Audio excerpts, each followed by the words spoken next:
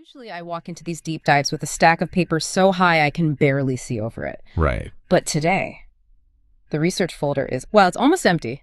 There's just one file. It's just one. An image. A single abstract rectangle. It does feel a little like walking a tightrope without a net, doesn't it? Yeah. But, sometimes a single visual source can be denser than a 10-page white paper. Okay, so let's describe what we're actually looking at for you. Imagine a smooth, monochromatic gradient. Mm-hmm. It's dominated by these really deep, earthy, russet tones. So browns that lean heavily into red and orange. It's not flashy at all. It's actually quite subdued. And that's really the mission today. Yeah. We're trying to analyze how extreme minimalism, stripping away subject, context, everything, can still trigger a specific emotional response. Right. We're looking at how color and light alone can create a feeling of, say, warmth or even mystery. It's interesting you say stripping away because when I zoomed in, it didn't feel empty. There's a distinct texture to it. Yeah. It's grainy. It's not that sterile, glassy perfection you get on a high-res screen. It's gritty. That texture is the vital component. In design theory, we often talk about friction. If a surface is too perfect, the eye just slides right off it.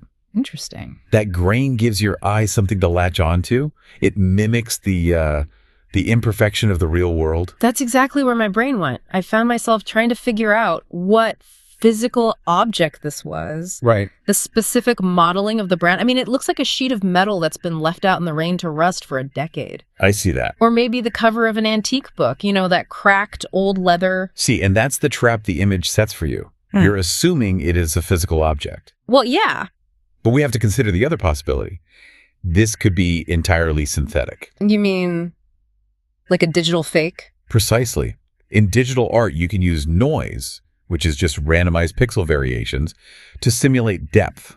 You can generate a gradient in Photoshop, add maybe 5% noise, and suddenly it looks like cardstock or concrete. It's a simulation of decay. So it creates a sense of history that never actually happened. That's wild. Exactly. But whether it's rusted metal or algorithmic noise, the thing that sells the illusion for me is the lighting. Did you clock that gradient shift? From the top left to the bottom right. Yeah. The upper left corner has this lighter, almost copper-colored sheen.